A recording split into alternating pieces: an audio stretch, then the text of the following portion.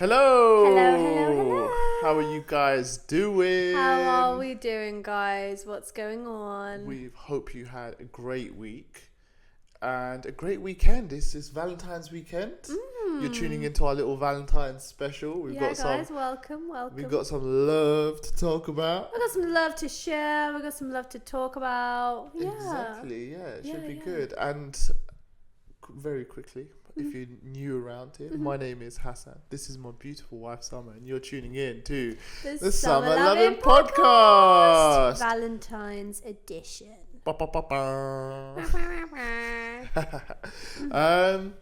Okay, so we're gonna start off by just like sharing our weekend. Like, how was the weekend? We had a nice weekend, didn't we? Yeah, I feel like Valentine's is such a funny time because I feel like the week up to Valentine's, everyone at work will be asking each other, or your friends are asking you, like, what are your plans? What are you doing? What do you usually get up to? I know people will have like Valentine's traditions, for example. But then it's just done and it's just gone and it comes and goes very quickly, doesn't it? But I feel like we've had a really nice Valentine's weekend. Love's been in the air in London, definitely. I've seen a lot of people walking around with, you know what? With flowers. There was. And teddies I think I did this year. This year I really did see a lot of people walking around with flowers, like guys walking around with flowers, and it's quite cute. It's quite nice to see. Yeah, because we were out during the day, but like even like late in the evening, you could just see people who have like finished work and then they're going home and then they've got their bunches of flowers. It was also nice this year. Valentine's Day was on a Saturday, which was quite nice. Yeah, I like that. Yeah, it was quite good. But yeah, no, it was a great time. So I mean, obviously, I woke up bright and early, and then I headed down to the florist where I'd ordered Summer's flowers. I picked up the bouquet, and then it just happened to be, of course, a few doors down from how much. So I thought, perfect, not coincidental at all. So guys. I thought, you know what, I'll pick up a nice vanilla matcha for her so she could have that as well. Came home and did like a nice little setup in the living room, and that was like a nice little surprise. And then we had quite a nice chill day, and then we went out in the evening and we went to a really nice restaurant. Actually, it's called Noreen, and it was like a first time sort of trying that, wasn't it? Yeah, so we have actually wanted to go before, and honestly, anytime we've looked, the bookings it's always booked in the evening. So yeah, so we had a reservation and we went and we ate and tried a lot of food. Honestly, guys, the food there is so good. And I kind of like that it's not quite tapas style because they do have proper mains as well, but everything is just, you can just order as much as you like. There's so many small plates you can order, and you can just try so many things. Oh my God, it's so nice. You know what? We didn't even talk about it today. The prawns. Oh yeah. Wow, the prawns. So we were actually talking about this restaurant with some of our friends, and I was like going through all the dishes. I didn't even bring up the prawns, and the prawns were fantastic. So in terms of what we had these prawns. They were in like this sauce, which was like a bit spicy, but really, really nice. It wasn't more like your mouth's on fire kind of vibe. It was like a zing, wasn't it? Yeah, a zing and like very like rich flavor, I think. So we had that. We had their classic hummus, delicious. They had another hummus dish with beef short rib in the middle, really spectacular. Nice. We had this lamb shoulder with rice, and honestly, that was so beautiful. The lamb just sort of melted in your mouth. And then we had this za'atar cheesy bread as well. Oh yeah, the za'atar cheesy bread was so nice. And then we actually did also get it was a date walnut, and I think spinach was like the main base with the salad. But yeah, honestly, it was so nice. And actually the staff in there are so nice, and the waiter was kind of, if you want anything recommending to you, they will give you the recommendation. They'll even tell you sort of, are you looking for something sweet? Are you looking for something sour? These are your two options, for example. And I just think that's really nice, because I feel like sometimes... Oh, yeah, of course. You need that little bit of... Sometimes, it's just nice to be recommended. No, 100%. Yeah. And even then, and we were like, we'd finished kind of ordering, and we were looking at what else ordered, and he was like, nah, he was like, no, enough. That's enough. That's definitely enough. Yeah. So that was really nice. And yeah, it was a really nice evening. It was really nice to sort of spend time with each other, because obviously, sometimes in life, it's just everything's so chaotic. So it was really nice. It was really good. Yeah, and really nice and then today, first race of the year, guys. First race of the year. Yeah. Show them manual.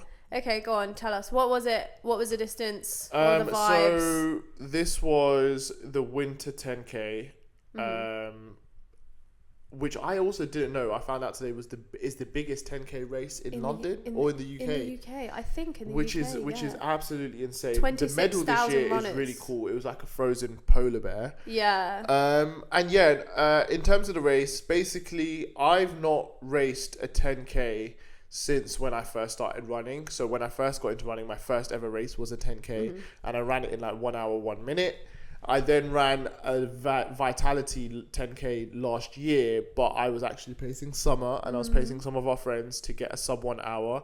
And I think we ended up hitting 1 hour, and the nose you got underneath 1 hour. Just under. But I managed to, drag the rest to get them to just like literally hit an hour. And then, so yeah, I've never really raced it. I think officially, obviously, my PB was like 1 hour and like 20 or 40 seconds or whatever. And then my 10K time in a race is like 52, 53 minutes or something like that. So yeah, so like this was a really good time, and obviously I've been working with a coach and I've been training a little bit different, and that's been really fun, really effective. And so yeah, today was just like a really good time to like kind of go out and just see where I'm at and see how things are going. And I had a great race. I felt strong all the way through. I even was able in the last 2K to just literally put the burners on. In hindsight, I should have probably put the burners on maybe just a little bit earlier, but in my head I was a bit nervous about when to put it on because I didn't want to burn out. And again, that's all to do with race experience, so that's cool. And yeah, really good. The weather was absolutely atrocious. It was pouring with honestly, rain. I feel like you guys just deserved a medal for even just attempting, because the way that the rain was coming down today, it was like the heavens was just open. It was just relentless, and I think it was going until literally until almost 1 p.m. So people had been out probably since about 8 a.m. or made their way to the race. And I think because basically I obviously came to come and drop you.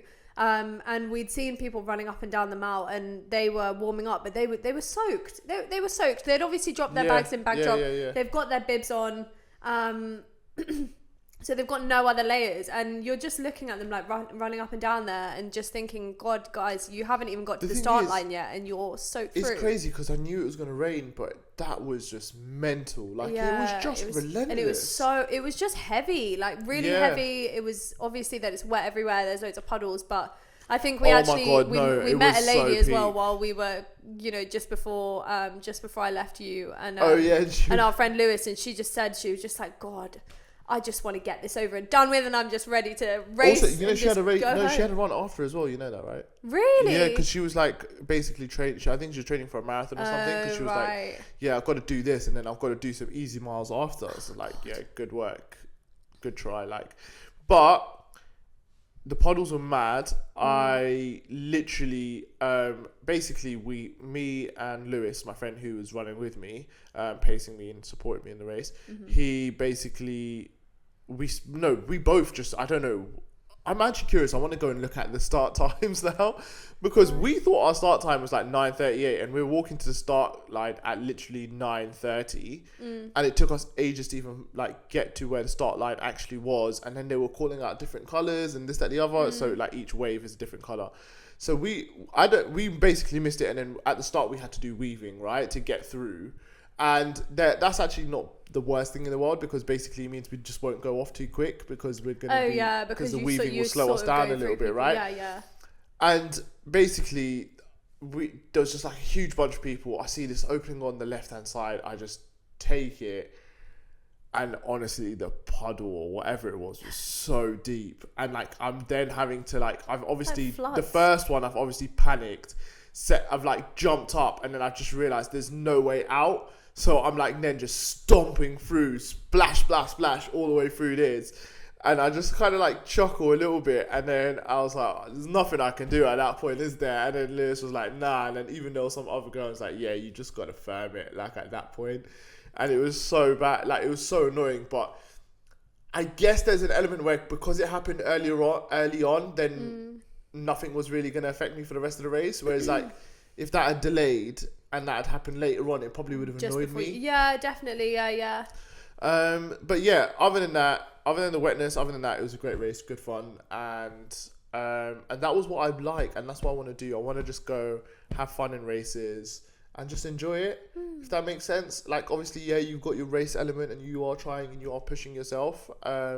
That's all gonna like just naturally come. But yeah, I had a really good time and really good fun. Yeah, and I was on cheer squad, guys. So couple of us were around the 8.5. I think it was like 8.5, just over 8.5K mark.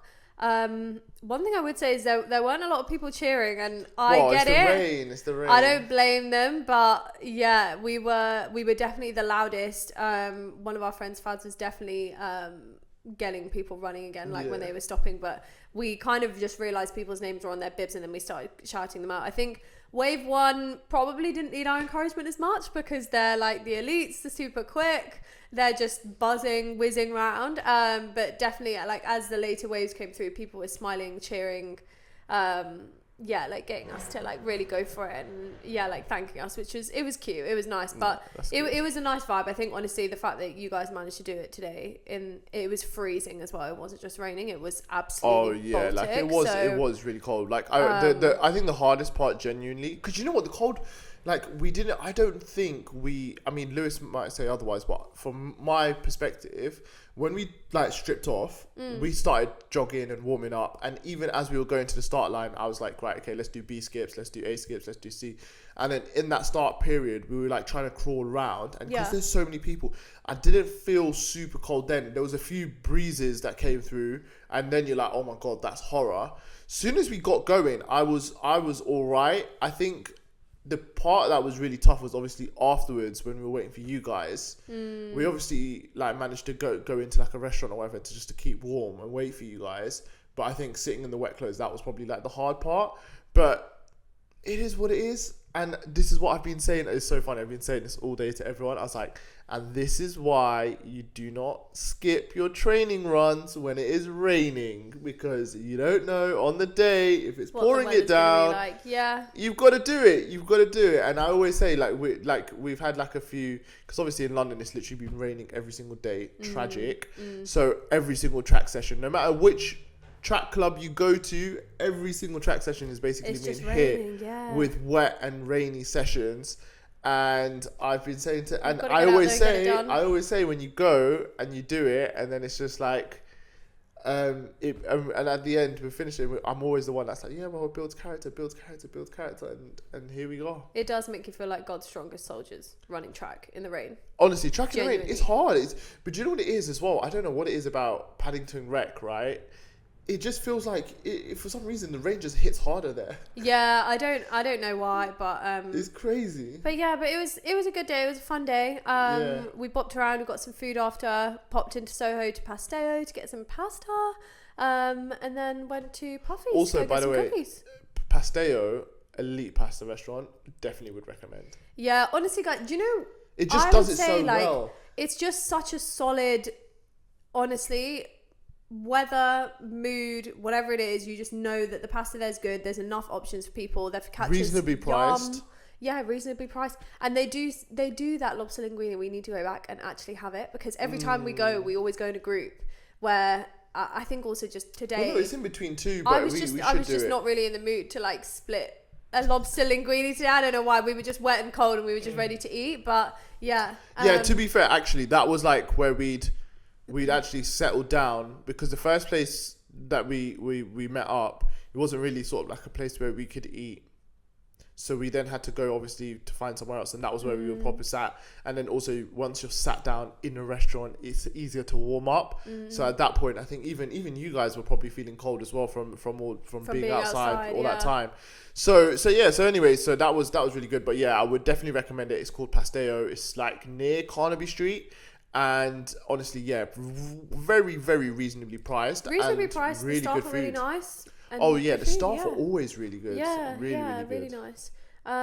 So yeah, and then we headed to Puffy's Cookies, which is next door to Junk, for some cookies. I don't think any of us got cookies. They do cookies and ice cream, and they do coffees and stuff, but they're just those big New York style cookies. Yeah, super really nice. Delicious, really delicious. And then we've come home and and we've just chilled. Crashed out, yeah, basically. Yeah. But honestly, it has been a really nice weekend. It's been quite special, to be fair. We spent so much time together.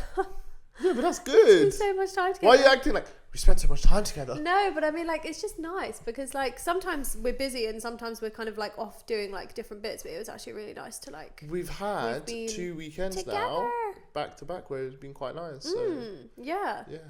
No, it's been really, really lovely. Actually, while we're on the subject, we could do a quick catch up about the Cotswolds, seeing as we're here. Have we not spoken about it? No. Have we not filled them in? No. Oh my, no. Are you sure? Yes. Oh my God, that's crazy. Yeah. And I mean, to be fair, it rained as well last weekend when we were there. So that was really good character building for you. No, do you know what? Not in any, because like, it wasn't in this way, but it was. No, but the thing is, the rain wasn't so bad because we weren't going out and about. So I'd organised it. It was actually one of my things, my 300 to do was to go and have a weekend away in the Cotswold. I've got a few places in the UK that we want to stay, or I want to do a staycation at. But yeah, Cotswold was one. So managed to find this place, really, really lovely. And I thought, you know what, let's go and have a nice sort of relaxing weekend. And that was the idea. It was just to be kind of switched off. And just me and Summer and just get have a really nice... Get out in the clean country, and just have a good time, And then Summer needed to do a long run, but it was kind of like a bit of a deload week, so we just kind of cut it to like 10k. And that was all right. And we did that basically... Okay, I mean, it wasn't all right, but... Guys, so first of all, let's just wind it back a little bit. It wasn't... Basically, when I said it wasn't bad, I meant it wasn't, like, raining. It wasn't horrible the whole time. Basically, so we... It was just, there was a bit of a disaster. We drove from London to there on the Friday. We were actually okay. It didn't take that long, just over 2 hours, I think, to get there. We kind of left at traffic time, so that wasn't the best idea. But we were staying in Oaksey, and basically in and around Oaksey, there is... just loads of water, like lakes, reservoirs. There's like nature reserves. It's a really good place for bird watching and wildlife if you're kind of really into that kind of thing, which is really sweet. You can definitely tell the residents are really into it. But I think definitely in the summer it seems like a really good place to be if you're into water sports or boats, canoeing. I bet they probably have so much stuff. They've got wild swimming, like all that kind of thing, which is like super nice. And then so we got there, and then Saturday then we popped out then for long run. We had a really chill morning, and I think because we knew it was cold, rainy, we were just sort of deciding what to do. We went out with the intention of doing a couple of laps of basically the nature reserve had 2 routes, so it had like a 1.7k route and then it had a 4.8k route. So we were thinking, if we're doing a 10k, we can just easily do 2 laps of that. Guys, we don't know where that loop was because I'll be so honest. We couldn't even find that loop. It was flooded. It was muddy. It was it actually was okay in a sense where it wasn't full on trail where it was like mountainous, because it wasn't hilly or anything like that, which was actually really nice. But guys, the way that my new white trainers were squelching around in that mud, it is. I'm glad we did soldier on and get to 10k, but it wasn't. The actual run wasn't hard. I think it was just getting around. We did 1.5 or 1 point, that small loop. We done that, and then we came around and we were like, we can't do this 10 times. Came around. We're like, well, hang on a second. There's something that's a bit dodgy. And then we tried to ask this lady, and then this lady kind of took us on. Like, she didn't take us, but obviously she directed us on another route, and. I'll be honest, like... But one of the gates was closed on one of the sides of the road where she told us to go, so I'm not sure whether they had genuinely just closed it off because of the rain. No, I don't think so. I think we followed it wrong or something. But we then ended up going down into this field, which then took us... And then, to be honest, we came to the end of that and we didn't really look even how to continue. We just saw the road and we were like, yeah, we're happy to be on the road. Because what it was, when we did the 1.7k loop, right, that was fine. That was very much okay. Like, it wasn't bad. There were a few muddy spots in that 1.7k. There were muddy spots, but it was manageable. You could kind of run through it, and then they had like the views of the lake and stuff, and it was kind of pretty. It is really. And we were having a good time at that point. And then basically, when she sent us on that other place. And down that trail, like, it was just, that was horrendous. That one was seriously muddy.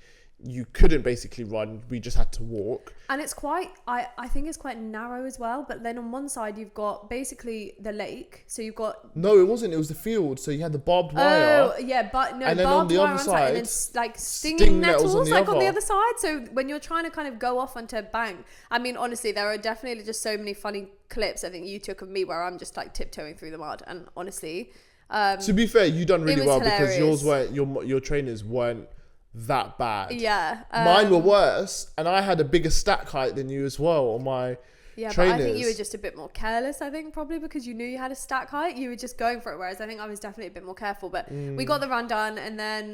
No, so anyway, so hold on. So then we came out, obviously, once we... That treacherous sort of like patch. The treacherous journey. When we got out on the other side, I was like, right, let's just stick to roads. And then we done it via roads. And then that was all right. That was okay. It was fine. I think the only thing with the roads is around there, obviously, because it's a country. There's no pavement. There is no pavement, and every road is 70. And obviously the cars that are driving around there, the majority of the people are from there. So obviously they kind of know what they're doing. To be honest, they're whizzing around. I didn't During the day, they were fine. But I think because we'd seen it at night and we'd only driven at night up until that point, we were cautious. No, we were cautious, definitely.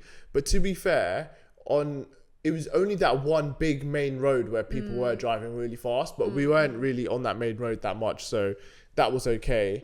But yeah, no, so that was that, and then we had like we had a nice chill evening, and chilled evening, but on all the nights, binge watched and finished Queen's Gambit. We had a nice chill time. Yeah, honestly, it was just so nice to just be actually just away and like switched off. We played some chess. We played some chess. I got obliterated a few times. No. You didn't get obliterated. But I'm learning moves, guys. I think like the thing is, you know so much about strategy, whereas I think I don't know that much. I kind of just want to play to just get better at thinking about my moves. I don't know that much. Like I know this one cheap, quick move at the start. And I know a little bit about one particular opening, but I don't really know how to advance that opening in any way. Yeah. But what I do is when I'm playing with Summer, like, because obviously I'm not just going to sit there and batter her, like, that's not what I'm doing. What I do is I'll play with Summer, and then Summer might make a move, which is a bad move, and I'll tell her, no, don't do that, put that back. Like, don't do that. And I'll explain to her why it's a bad move. And then sometimes Summer makes a good move, and I'll explain why it's a good move. And sometimes I'll even explain when I'm making a move, like I can do this here because this is protected or backed up or whatever. So I am like trying my best, but the thing is, like, I'm an amateur, I'm like a novice. So it's kind of hard. It's like the blind leading the blind, realistically, isn't it? But we had fun. It was good fun. It was good fun. And yeah, we had a chill time, and then also there was actually a really nice cafe next door to our place. So basically on the Sunday morning, our checkout was early, so we packed everything up, got ourselves ready and popped out, and we knew basically round the corner from where we were staying there was this gorgeous cafe which kind of just overlooked the lake. And you could sort of see swans and ducks in the lake, just like really cute. You could see birds flying around. And the coffee there was great. Oh, actually, really, you know what? The coffee was really nice. But obviously the cafe is just full of locals. And the carrot cake as well. Yeah, we had that was really good. 2 vanilla lattes and a carrot cake, and it was lush. It was so nice. But also I think I've been telling our friends about this all week because people have been asking me how it's been and stuff, or how the weekend was. But we actually saw up on they had a board outside the cafe because we were sort of sat outside on the decking overlooking the lake because the cafe inside was just so full of people. And people had written up on there every new species that they'd seen or sighted. It wasn't new species. It was basically what they've seen, not new species. Sorry, what they they've have like seen. Recent sightings, and then they have like a date, and what they do is you can write on there what you found. So I think they had one for like what was seen on the day, what's seen in the week, and then what's seen in the month. So the month is like absolutely jam packed with loads of stuff. But yeah, it was cute. It's really cool. Cute. It's really nice. I think it's just so nice to see. People are obviously really passionate about that kind of stuff. It's also something quite different as well. Like, it's not like your common thing. Over there, it might be common, but like you wouldn't think about it. Like, oh yeah, you know. Can you imagine in London? Let me go into Regent's Park and see what I can see. Spot what you can spot. Like, I mean, obviously, what else are you gonna spot other than like a squirrel and a pigeon and a seagull? Like, other than that, you're not gonna really spot anything. Seagulls. No, there's ducks. Oh, there are ducks. There's ducks, geese, and swans. But yeah, but it's like it's very basic. Whereas over there you've not, got like otters and you've got the lizards. We And didn't see any otters. there was sadly. grass snakes and stuff like that. Yeah. You ain't getting any of that over here. But it was it was really cool. It was really nice. It was just like so peaceful and gorgeous. No, it was. It was a really nice little break for sure. But yeah, so if anyone's interested or if anyone's do you know what's mad? Sorry, about it? Randomly, right? Sorry to interrupt. Do you know the Cotswold is massive? Oh, I don't know how that's even put into a region, because the Cotswold spans from like Gloucester and like Bristol or Bath or somewhere around that region. Near Bath, yeah. And then it goes all the way up like to Oxford. Like it's just... Yeah, it is huge crazy. because we basically drove across and we were obviously staying at the bottom, but it goes so far up. It just doesn't even make sense because you could be in a completely different... And it will probably be different We could have been like 2-3 hours away from where we stayed and we'd still be in the Cotswold. Yeah, it's crazy. It's mad. I always find that particularly bizarre, but the Cotswold is actually, I do like it. That's like our second time, I think, staying, or third time actually. No, second time. No, because we went for your friend's wedding. Yeah. And we stayed there then, and then we went once, me and you.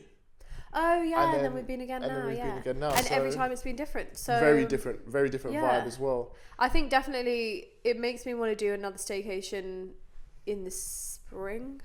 Kind of when the weather's a bit nicer and you can get out and enjoy it. Maybe after Ramadan. They definitely have walks and things that you can do, but I'll be honest, I'm not really a hiker in that kind of weather. So as you can see, we've just been very romantic, you know? We've just been romanticizing our life, spending time romantic, guys. Together and having a nice time. Yeah. So as we are on the Valentine special, I thought what I could do is go through some of like the most iconic love stories, and then you've got to give it a rating out of 5. Okay. On like how good it is, okay, or if they are the perfect couple, not perfect couple, that kind of vibe. Yeah. So you get it. So we'll go through. So I've got quite a few here to go through. We're gonna start with a classic, the Titanic, Jack and Rose. Iconic romance, devastatingly, heartbreakingly beautiful. I'm gonna give it a 4 out of 5. Really? Yeah, maybe 4.5 out of 5. She really loved him, but he did just slip off in the end, right? Yeah, but there was enough space on that door. Yeah. So she could have saved him. So maybe we're docking 0.5 there. Okay. But you can tell it was like a really intense love, and like from his side, really intense love. The love lived on for years. She told the story. Okay. For years. Sure. Now we'll go down a different avenue. Crazy Rich Asians and the love of the two main characters. Nick Young and I forgot her name. Rachel. Oh yeah, Rachel Chu. Rachel Chu. Who are you? Chu are you? Anyway, yeah, Rachel Chu. I was mad because I was forgetting the names, but and Nick Young, their love story, Crazy Rich Asians, fantastic movie. What are you rating them out of 5? I think, honestly, I'd say 5 out of 5. Really? Yeah, I think in the end, I think Nick had a tough time wrestling with his, family, not really being able to see like exactly what they were doing versus like being able to take Rachel's side. But in the end, he said, I will marry you, I'll leave all of this and I'll go. And Rachel said that she would give it up for his sake. Yeah. And I think that's a really big sacrifice to make. So yeah, I'd say in the end, 5 out of 5. Okay. And so moving on to the next one. Classic High School Musical, Troy and Gabriella. Oh, okay. I might be dropping this a bit. I know what I'd give, but yeah. 3.5. 3.5? Yeah. Nah, man, that's like a 2.5. Like, I just... That's a 2.5. Do you know the thing is? Do you know the real love story in that show? Is Chad and his girl. Yeah. Because you know why? because he doesn't try and change her, and she doesn't try and change exactly. him. It's nothing to do. Not even that. They support each other. He's not trying to get her to drop out of school and go to a rubbish school because of love and all of this, and she's not trying to do the same with him. You know, they're supporting each other's careers. Troy didn't not support Gabriella. Gabriella didn't support Troy. The problem was Gabriella was, you know, blinded by her love, wanted to do anything she could to hold on to it, and honestly, she was holding him back. No, she didn't. I honestly do not think. Yeah, I don't think she was. You don't think she ever loved him? No, it's not that she loved him. I think she did love him. Oh my God. No, I did think she loved him, but like, the thing is, it's just mad because it's just like, she was like, I'm only doing everything for my career. I don't care. And fair play. Yeah, she was like top of the mathletes, guys. She was going to go to like Yale or Brown. No, she was Stanford. She got into Stanford. But no, which is fair enough. But then she's just being very horrible to Troy, and then obviously Troy's ended up dropping his to go and play like the highest of whatever, the best college team, to go and play for some random team or whatever. Just so they could stay together. I thought you were actually going to say the real love story here is Sharpay and Troy. Oh no. Sharpay is way too toxic. Okay, anyway, switching it up a little bit, going back towards the classic side, Aladdin and Jasmine. Oh, Aladdin and Jasmine are 5 out of 5 for me. Really? Yeah. I mean, he did lie at the start. He lied, but he lied because he didn't want her to just think he was some nobody. Okay. You know, I feel like you can just tell. I think for him, you're looking at someone who is like, they genuinely just want to, that he's just going through his life, he's living his life, and then by chance he meets this girl and falls in love with her. He had no idea if she was a princess, and then all he wants to do is just be the one for her, and he'll just do whatever he can. Like he said, you know, he obviously asked the genie to make him a prince. That was definitely not who he was on the inside. He was willing to, you know, change and do whatever he could for her. He defeated Jafar for her, you know, come on. Okay. And then moving on.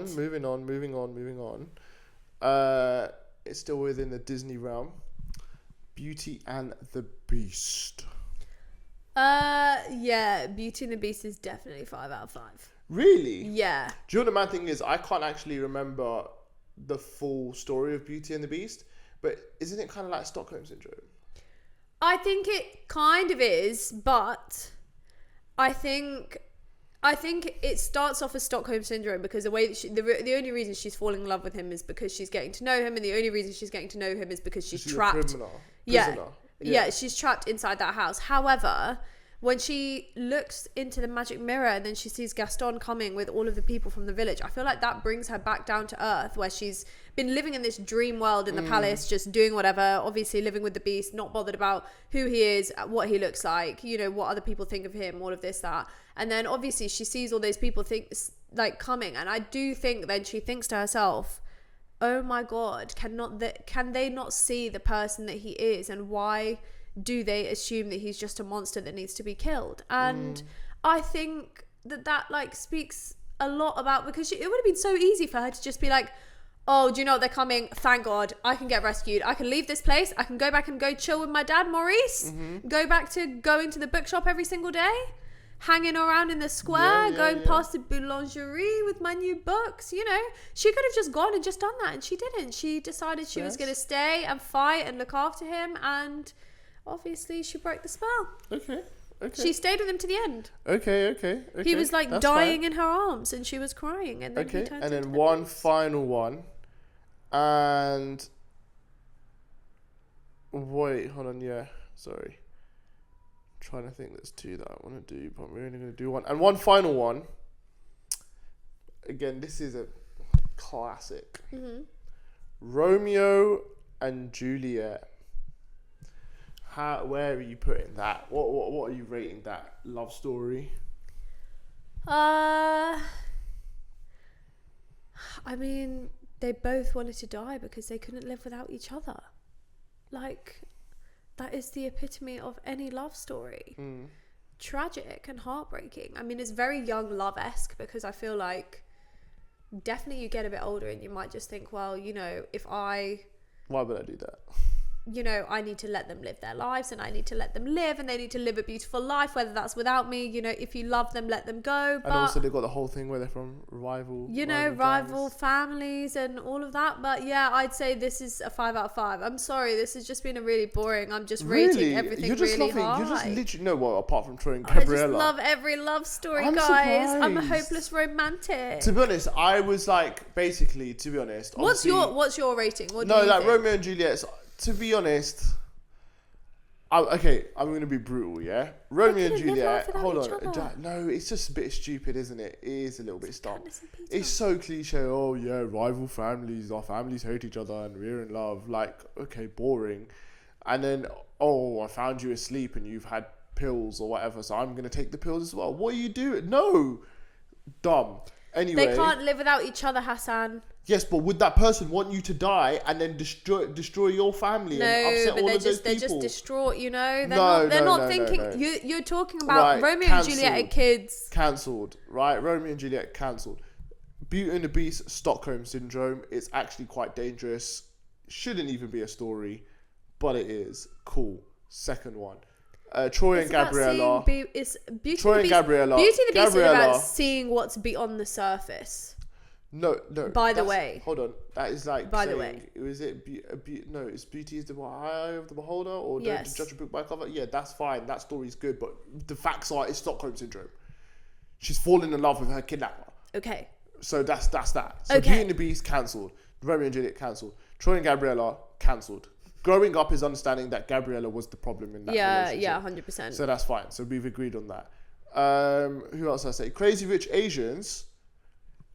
Yeah, I would give it high. I would rate it high, but also he did lie to her for ages about being a multi-millionaire. Oh, I forgot about that. And then literally just blindsided her by dumping her in with the crazy family. Actually, Nick's losing some points for that. Do you know what I mean? So like, it's not like 5 out of 5, is it? But he still obviously does love her, and he was ready to give up his family and all of his billions for her, which is fair enough. So might be naive, some might say.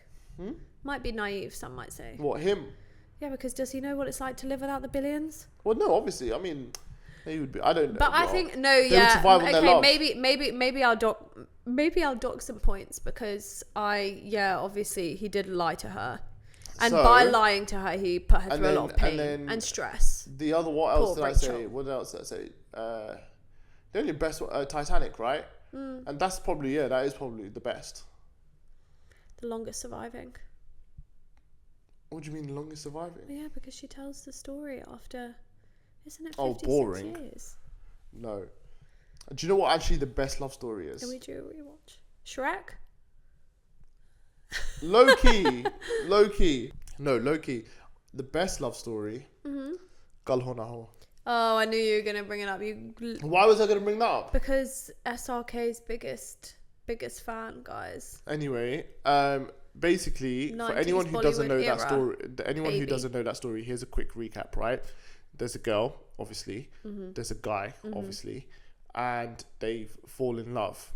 But the guy is terminally ill, right? So he's going to die. But she doesn't know that.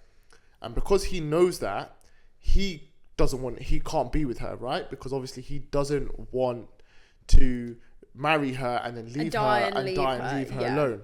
So she has like a friend, and to be fair, they are a really good couple. They are very compatible, but obviously she only sees him as a friend, and obviously he definitely does love her. And so what he does, as hard as it is for him as the man, what he does is he marries her off. No, he sets them up.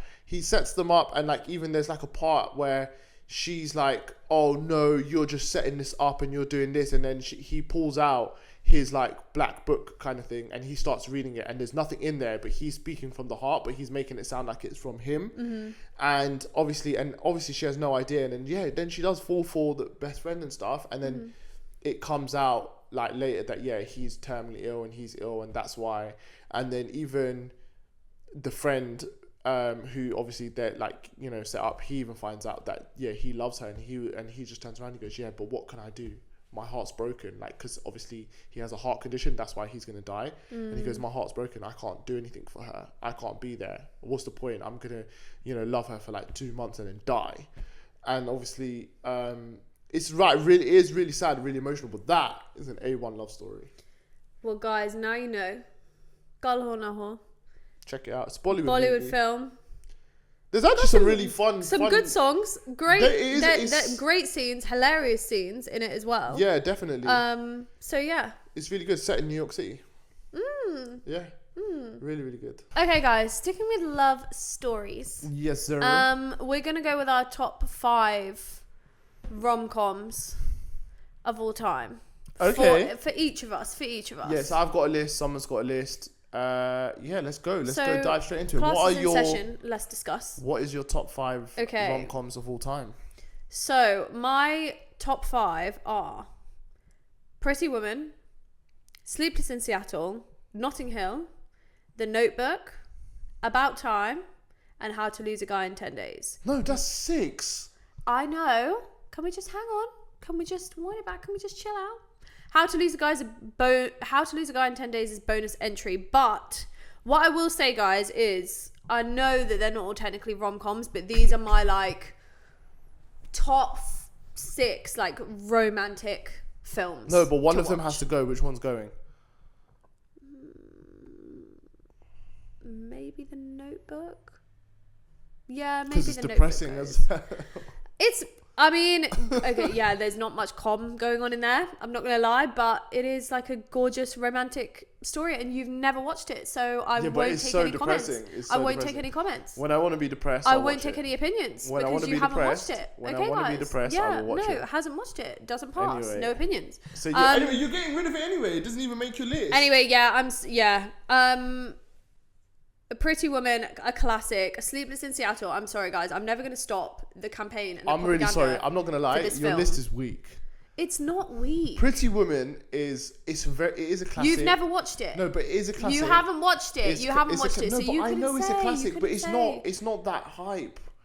It's not that. It is a classic romantic film. No, I don't know. Sleepless in Seattle. Is it a rom-com? Is it actually funny? Pretty Woman. Is there any comedy in there? Yeah, in parts, yeah. Is it actually like an easy watch? Yeah, I think it's an easy watch. Okay, you know what? I'm going to watch this, but I'm not convinced because honestly, I never hear anyone talk about Pretty Woman like that. Okay, Notting Hill, yes. Notting Hill, we watched it. Iconic. About Time, incredible film. It's not a comedy. It's not a rom-com though. It's a love story. No, but it is funny in parts. Also, it is funny in parts. Sorry, hold on. I just want to talk about this, right, very quickly. Because I'll be honest, About Time hasn't made my list, but it's in my honourable mentions. Mm-hmm. Is it really a love story? Or is it not just about a boy and his dad? I think it's both because you've got... It's like a coming of age kind of movie, but you do also... But the love story weaves its way through. It's what defines so many moments. Well, anyway... do you not think it's like about... It's about a boy and his dad. It is about the boy and him time traveling through time and their relationship. It's a boy and his dad and it's their relationship, right? And it's basically his dad helping him manage and how to deal with that kind of stuff. Also, sorry, I actually do bear in mind. I'm sorry. I am a big fan of About Time. Mm-hmm. Before I throw the spanner in the works. Before you start coming with About Time slander. Basically, no. What I was gonna say is. Do you not think it's a bit flawed? In what way? So basically, if anyone hasn't watched it, About Time, basically, it's about a family where the men can time travel. Mm-hmm. And the dad's a time traveler, and then obviously he's passed that power on to his son, and then when his son's old enough, his son can time travel, and he obviously has to reveal that to him, mm-hmm. and then he can use it, and then he carries on using it in life, but then obviously there are complications, but then he can always talk about it with his dad while his dad's around. Mm-hmm. And there's obviously certain rules and stuff like that things work, things don't work. But what he basically does, he uses it to get that girl. Doesn't he? Yes and no. He does use it, but it's because he's just trying to create his perfect moment. And he's like an awkward Yeah, I get it, but then he's having an awkward, weird time. Flawed in the whole sense of what love story. Technically, yeah, but then I guess like it's just meant to be a bit fun. It's just like a do-over button, isn't it? Oh, yeah, walk over, hi, and then she's like, "Can no, you not be lighthearted about this? this? Can you not be lighthearted about this?" No, I'm saying time travel doesn't always have to be so deep. It doesn't have to be that deep. If we are in our romance bag and we are looking at the top 5 romance comedies, firstly, right? Does About Time really make it? Probably not. Well... And also, by the way, Sleepless in Seattle, classic, but in my opinion, it doesn't make top 5. Yes, it does. Shall we go through mine now? Yes, it does. It does. Yeah, come on, let's go through yours. Come on, let's go through hear mine. Okay, one thing we did agree on... Biggest critic. ...is Notting Hill. Mm-hmm. That is a fantastic rom-com. Elite film. Really, really funny. Hugh Grant at his peak. Julia Roberts at her peak. Yeah, absolutely sensational. The housemate, his best mate. He is so funny. They're not best mates, are they? Well, yeah, the best friend, who's obviously doing his random stuff. And then you've got... Remember? No. The best friend who's basically half naked in the kitchen. Isn't that his flatmate? Yeah. Yeah, but he doesn't like him. He's just there and he just does awkward stuff all the time. Yeah, I mean, he's hilarious. Why are you calling him a best mate? That's funny. I thought they were Anyway, best mates. The next one is obviously, which I don't even know how this doesn't make your top 5, How to Lose a Guy in 10 Days. How to Lose a Guy in 10 Days was in my list. Oh, sorry, you got rid of the Notebook. You got rid of the yeah. Notebook. I'm sorry, that film is a classic. It's never going to get old for me. I'll watch it When was the last time you watched it? 3 months. Probably 2 months ago. What are you talking about? How to Lose a Guy in 10 No, Days? sorry, I thought you was talking about Notebook, sorry. When was the last time you watched a Notebook? I don't know, probably like last year. No, that's such a lie. You didn't watch it last year. Year before You've last, not watched maybe? it whilst we've been married. You've not watched it, so I don't want to hear that. Then we've been married for over 3 years. No, I've watched part of it. What, on TikTok? No, not on TikTok. Yeah, it was when I was whatever. home. It was when I was home. Whatever. It was when I was You've home. been found out. You've been found out. Anyway, moving on. So that was so my top 5: Notting Hill, How to Lose a Guy in 10 Days, Crazy Stupid Love. Oh, I forgot. Absolute icon. Love.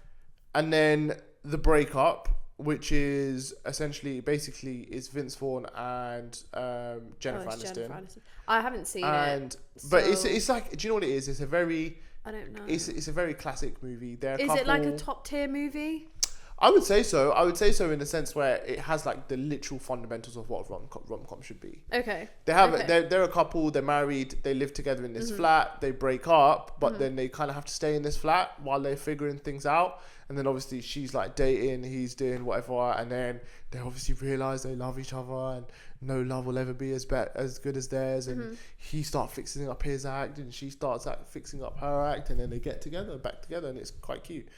But yeah, but it's funny. That's what I like. There is Vince Vaughn. I like him as a guy. Yeah, as well. he is a good actor. He's a fun actor. And then finally, Friends with Benefits. Oh, Friends with Benefits is an interesting one. I like Kunis, it JT, and I enjoy they it. play well. They play the roles well, and I think it's like. No, I think so. It's not like a top tier. I do love them together. Oh my god! I love them, and it's Actually, hilarious. I'm gonna make a last minute substitution. Shrek? No, stop it with Shrek. I'm gonna get rid of Friends with Benefits, and I'm gonna insert What Happens in Vegas. Oh that yeah, is a banger. yeah. That is a banger. And What Happens in Vegas? Ashton Kutcher and Cameron Diaz. Hilarious The film. bald guy. Absolutely his hilarious.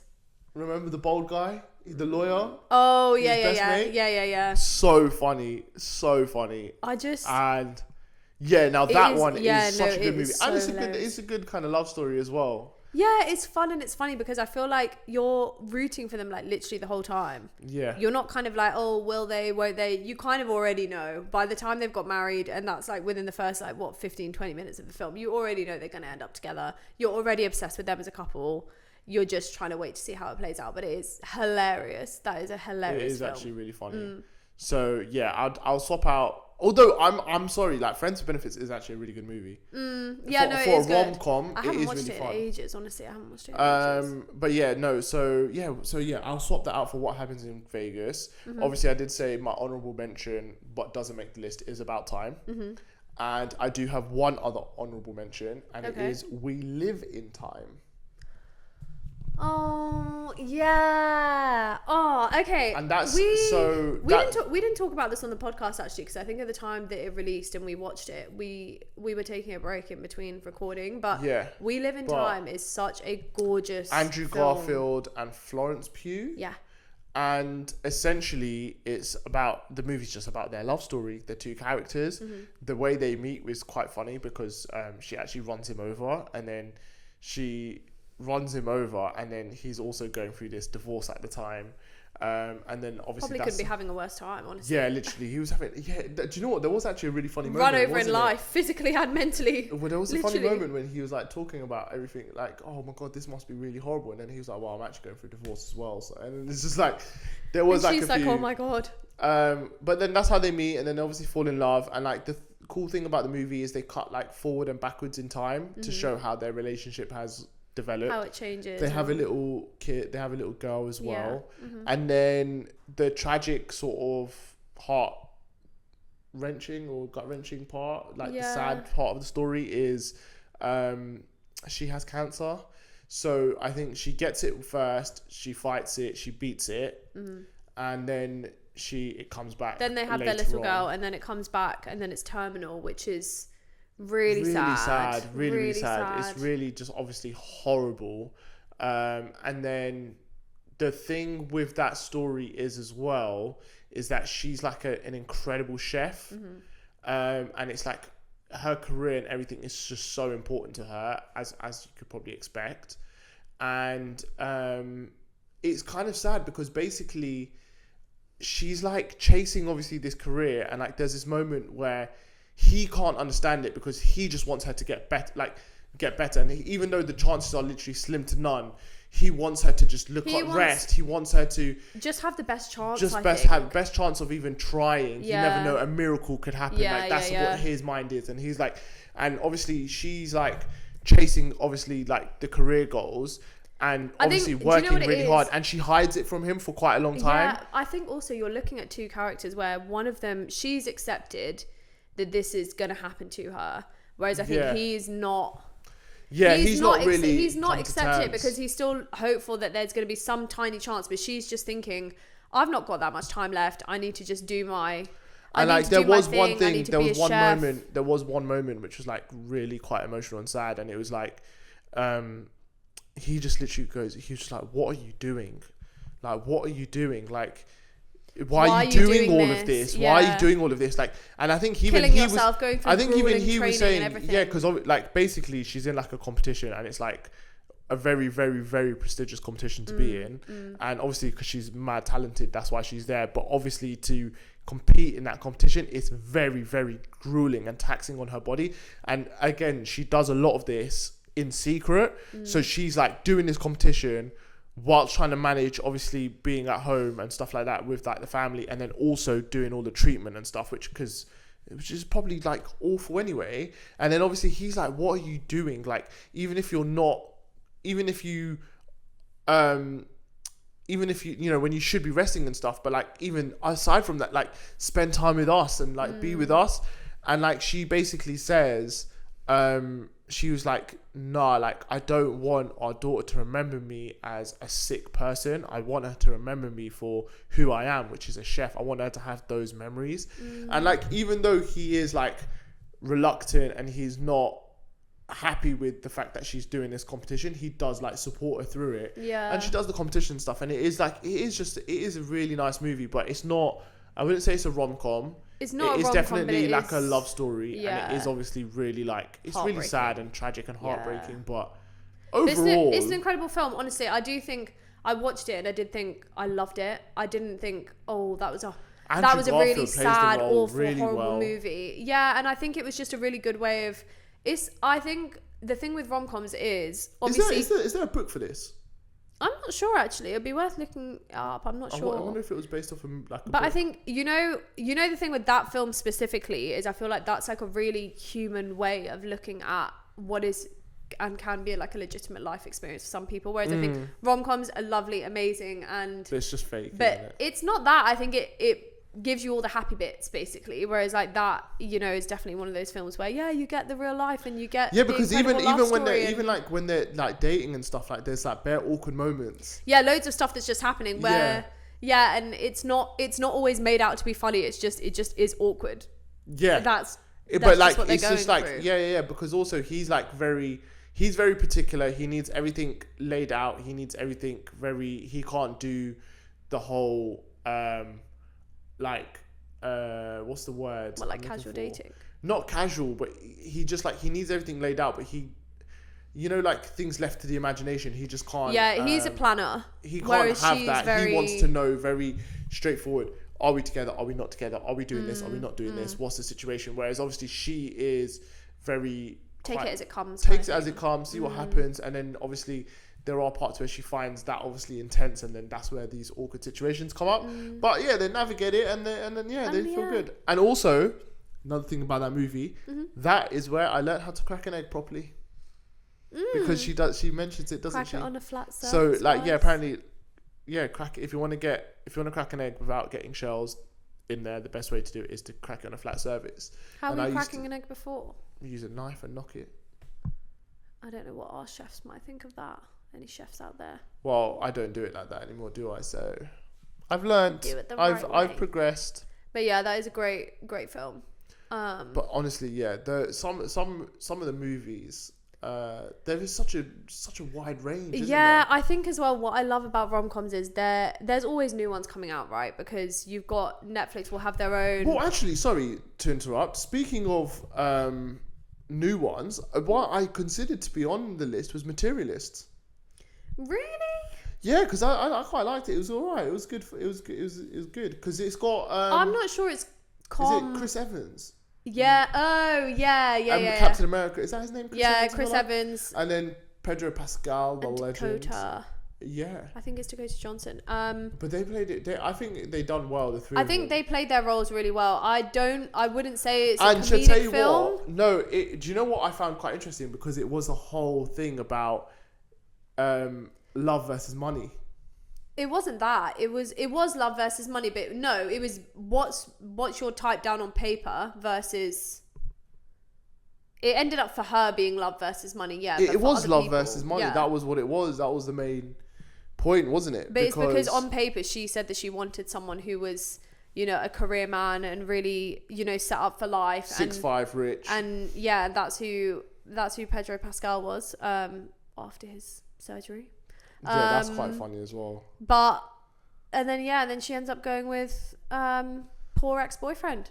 Literally poor ex-boyfriend. I didn't really love that decision, I'm not gonna lie. I don't know. It wasn't that. I don't think it was a bad decision. I don't think, for me, it wasn't based off of financial stuff. I think it was just when I looked at them as a couple, I did just think. But they seem to have worked through all of it, didn't they? I just am not convinced that they did. I feel like he just was more or less the same person. He was a bit more mature, but more you know or what less the thing same was? person. His issue was nothing to do with them. Like even when they broke up or whatever, his issue was never to do with the fact that he didn't have money. No, it was just it was lack of effort. Yeah, lack of effort, lack of ambition, and just floating around. And I just don't think. I think in the end, I don't know, because I guess we just obviously don't see the end of the film. I do obviously get it. She stayed true to her heart, and her heart was with him, and all of that. But in the long run, I don't think it was going to work out. Well, you never know. Maybe you can write a sequel. Just my opinion. And bring them all back in to create it. But she ends up setting up Pedro Pascal with someone anyway. And he moves on, so that boat sailed. No, he's fine because he's just looking. The thing is, I don't really know that he actually ever falls in love with her in that movie. I think he really likes her and he likes their connection and he's getting to know her and being vulnerable with her and all of that. But then obviously, I mean, he manages to move on so quickly. So I'm not being funny. You know, he was fine. Maybe, I think he was just looking for someone to settle down with at that time. I think he did kind of love her though, because he was willing to do a lot for her. Yeah, and take care of her and everything. Yeah. Well, I think being affectionate or having feelings for someone is a bit different to being in love. I guess so. But some of that movie was really sad because obviously like stuff goes wrong in the film and it's not very nice. Yeah.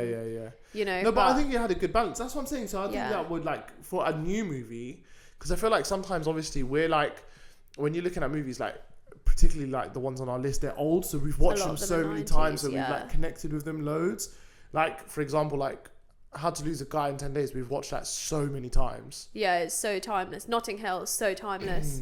I think one thing I know that I wouldn't say it's like the top of your like list, but I do think it's very like coming of agey. But there's a Netflix film called To All the Boys That I've Loved Before. Is that Jenny Hans? Yeah, and I really like that film. I think that's a really cutesy. I think that's romantic and it's comedy and it's like coming of age and it's cutesy and fun. So yeah, so Netflix has like a couple of good ones. No, they do. I mean, to be honest, Angus Thompson, Perfect Snogging. That's not Netflix Is it Rom-Com? original. Yeah, but it is on. No. I was gonna say. I mean, Netflix if you're talking about Netflix, they've obviously got that Kissing Booth trilogy. Oh yeah, which is a bit stupid. But the other one, which I mean, I know you're not a massive fan of these, but they're Christmas themed. But you've got Holiday. Actually, so one thing that I would say is I think the first time we watched it, I wasn't obsessed with it, but it has genuinely grown on me. I do. That's actually like really like an easy very watch. Christmas themed, but it's a good rom-com. Yeah. To be honest, it's, you could watch that all year round realistically. But anyway, very very just laid back, easy watch. Love Hard. Yeah. Quite funny. Love Hard's a great film. I don't know what the name is. Your Place or Mine. Is that what it is? Yeah. What? Who with who? With the couple where they swap and she goes to his place and he goes up north to go and be with her family over Christmas. Is that the one you're talking about? Oh my god, that's on Prime. Yeah. No, oh my god, I forgot about that one. That is actually a good one. Yeah. To be fair. No, I was thinking of the one in Norway. Oh yeah. What's it called? I can't remember. Is it Norway? It is Norway, isn't it? Yeah, I think. Yeah. Basically, it's a Christmas movie. It's again a rom-com. There's a couple. They get together in like they live in LA, and they've got together, and basically she's Norwegian and he's Indian, and then but like he's a bit of obnoxiously Indian. Yeah, just like basically. But they're obviously in love. They're together, and then she takes him. They've got engaged, and then she takes him back to Norway to meet like her mum and her brother and stuff. And then obviously her mum is like very hating it. Oh my god, hating it, but also wants her daughter to come home. Not really like happy that she's like all the way in California. Wants her to be home like with her, and then also like. Kind of like I think in that village or whatever, there's like another guy that she used to date. Her ex living, but her mum is like basically obsessed. Next door, obsessed with him. Her mum's obsessed with the ex, and then like is trying to like push them back together. It is hilarious. It's like it is crazy. It is a hilarious it is film. really really crazy, but it's like it was just a little bit. It's so funny and it's fun. But it is Christmas, so I don't. Yeah. I feel like people are not really watching Christmas films anymore. But yeah, I don't know what I don't even know what that one's called. But yeah, I'm sure you guys could find it if you wanted to. But yeah, no. There are just like some really good, funny, fun rom-coms out there. Yeah. If you were to very quickly recommend someone a book that they could pick up and read right now that is about love or has a good love story, whether it's a tragic love story or a happy love story, what would you recommend? Happy Place by Emily Henry. Really? Yeah. I mean, I've not read that yet, but okay.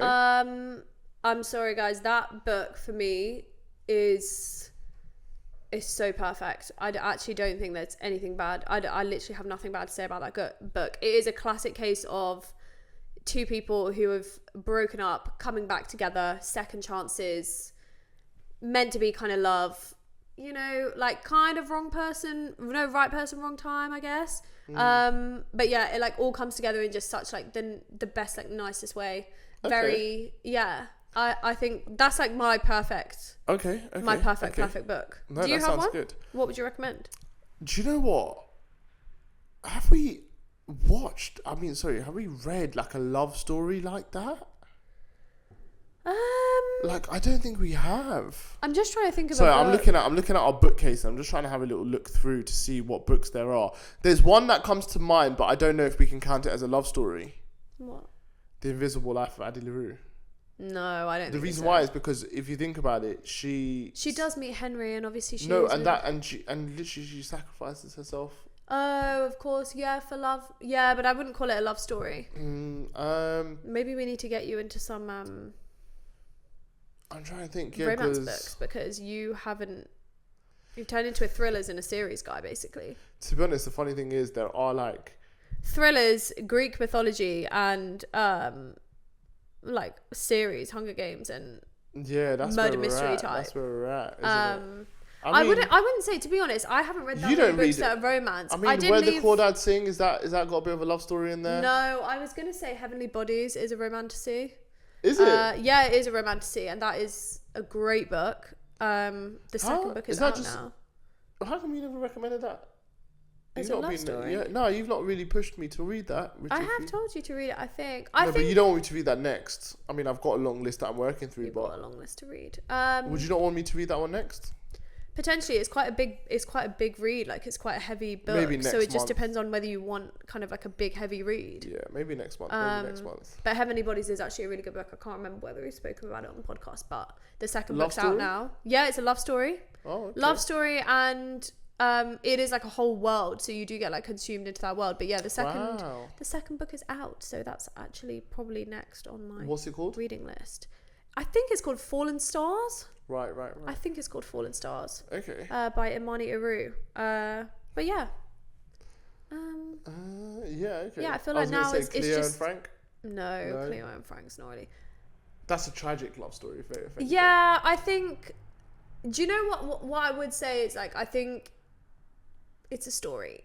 I think, like, it's just a story of two people living their lives. They are together. They do have a bond. That bond continues on for like a really long time. But I feel like that book deteriorates over time, though, doesn't it? Yeah, it's not that. It's just I don't know that the main theme of that book is their romance. I think it's just their chaos.